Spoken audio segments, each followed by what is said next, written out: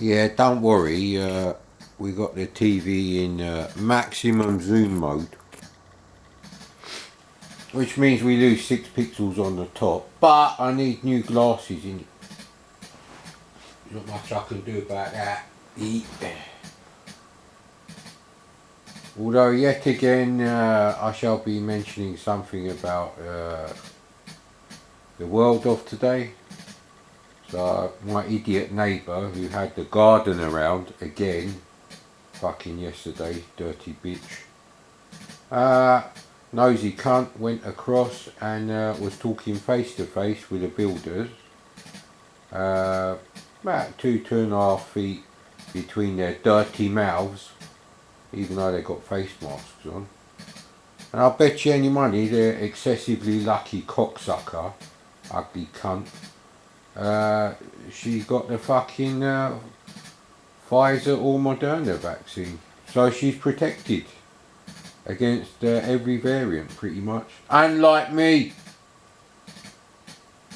she's fucking 85.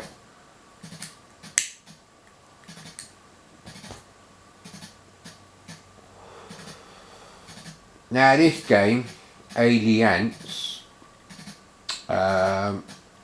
it appears almost every copy of this game that you can download is the NTSC version. So I tried it with True Drive emulation on and off. Nothing, forget it mate. However, using the CBM 8-bit search website, I managed to find a copy that isn't marked NTSC, but it's only disc 1 of 4. Now, technically that might be enough. Now, considering it's just drums here, there's no music or anything, and the graphics are shit. The drums could have at least been as good as, you know, when you put your name in Rambo.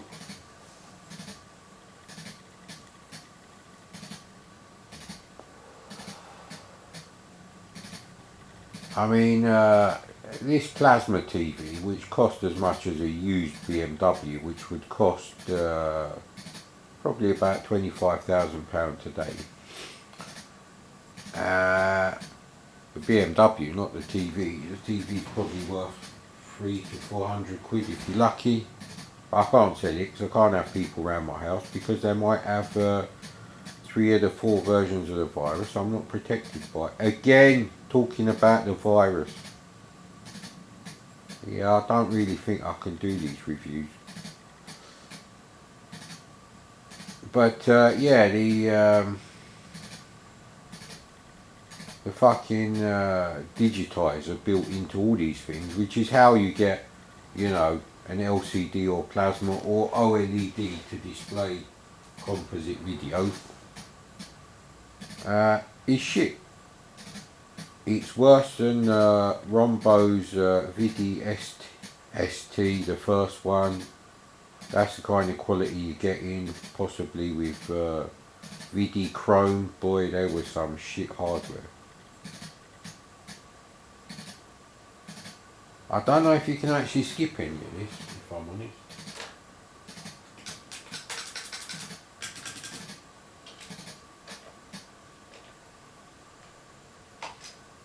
Well, I pressed F7 and something's loading.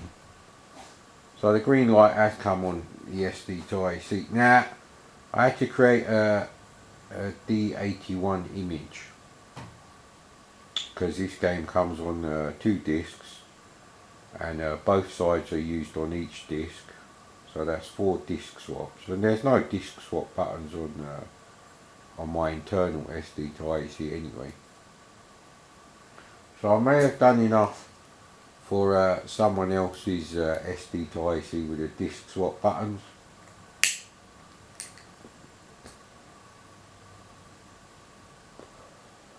But you know, I spent half an hour just from seeing something to deciding I should really check it out, make sure it works with True Drive emulation turned off, because there's a lot of discs there, which means I have to stick it on the D81. Now you do have more success with a D71, but that only holds two disc sides in one image, because it's a double-sided drive, the Commodore 1571 disc drive. Again with the COVID, I seem to have flu-like symptoms for like 10 days now since the vaccine. This is not good.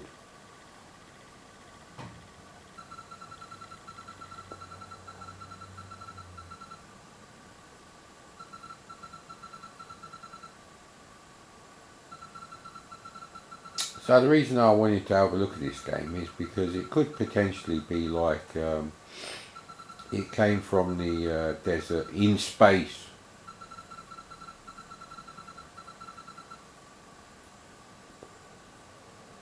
Not sure why they've gone with red and orange. Although there could be character-based screens.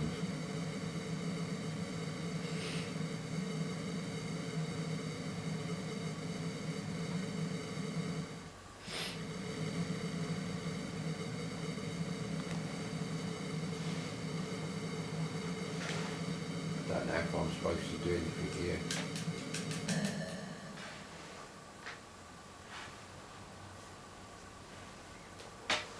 Don't actually know what joystick port it is. Actually, I could check that quite easily.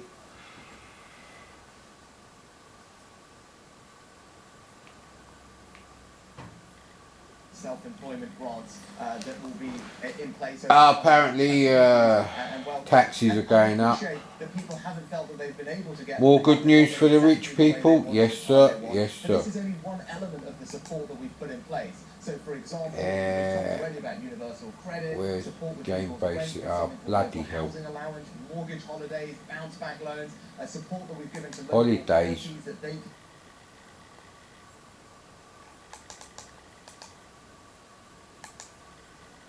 Right, let's see what joystick port this bastard goes in.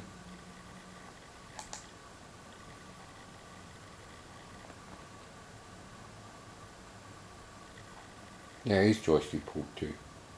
Perhaps it's just a pretty unplayable game. So, what do we do now then?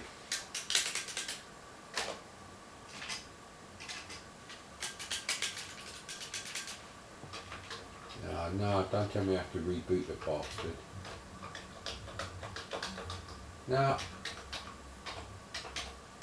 Welcome to the world of SD to AC. Now we'll try that again.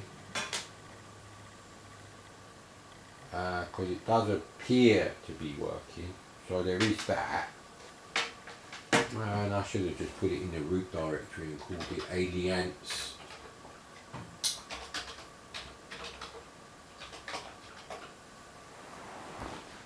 So yeah, I don't know if getting an S-Video cable for the C64 would help.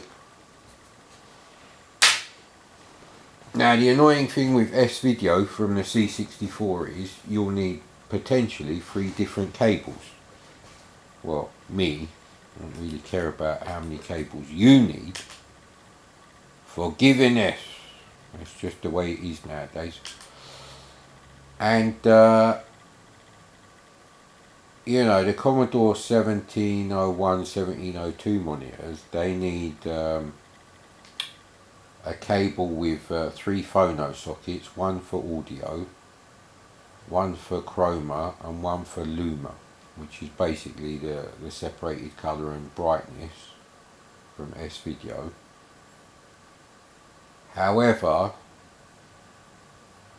my Sony CRT TV, the 24-inch one, that does have a proper S-Video socket, so you'd need a cable with left and right audio, and possibly one. Most TVs, if you use a particular audio channel for the, you know, audio input,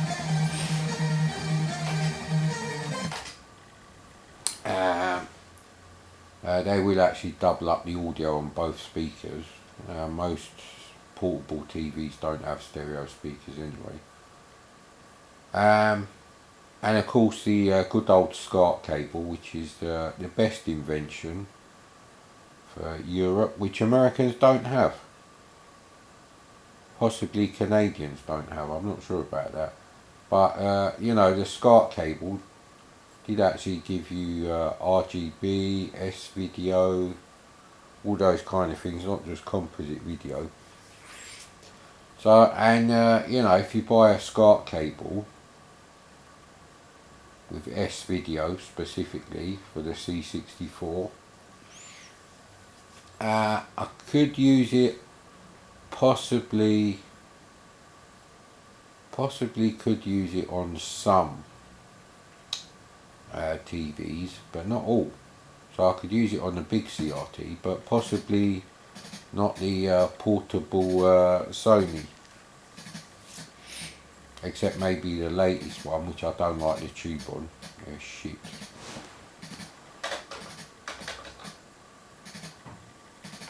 Well, that pauses the intro. I'm sure we pressed F7. Right. I'm going to leave this running because apparently this is important and you have to read it. Right, let's try that again for the first time. It looks like it's a parallel universe type teenager situation where you mustn't touch the sides. It's literally just like a little gun sight, and it probably moves randomly. I can't remember. It took so long to load for that fucking 15 seconds of so-called gameplay. But apparently that's what it appears to be. Mustn't press fire. Do not press fire. So you got to do that for like 3 screens of shit graphics. Certainly not up to Defender of the Crown. Actually, I should make a Defender of the Crown D71 disc, actually. There's only 2 sides.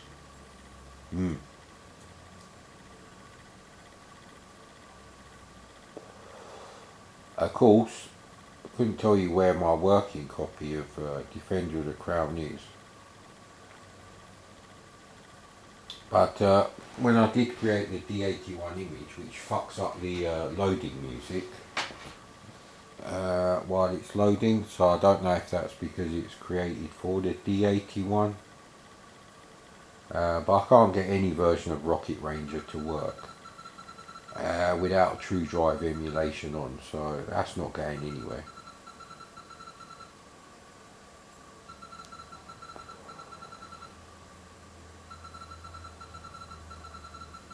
Yeah, engaging manual landing mode, disengaging asteroid shields. Why would you disengage them? Gravitational turbulence expected.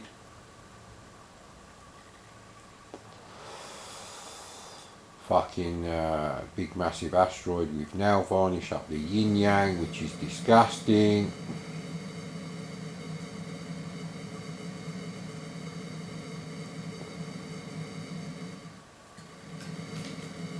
That is what you've got to do.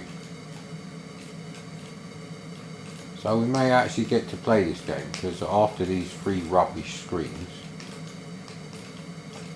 it's kind of like the opposite of what's that stupid darts game, 1080 or something, where the hand wobbles. That's a shit way of doing it anyway.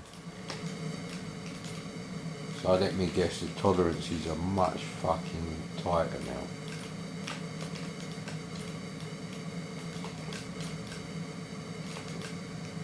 I mean, you could do this in PETSCI graphics and it wouldn't detract from the so-called gameplay. So this isn't a good start.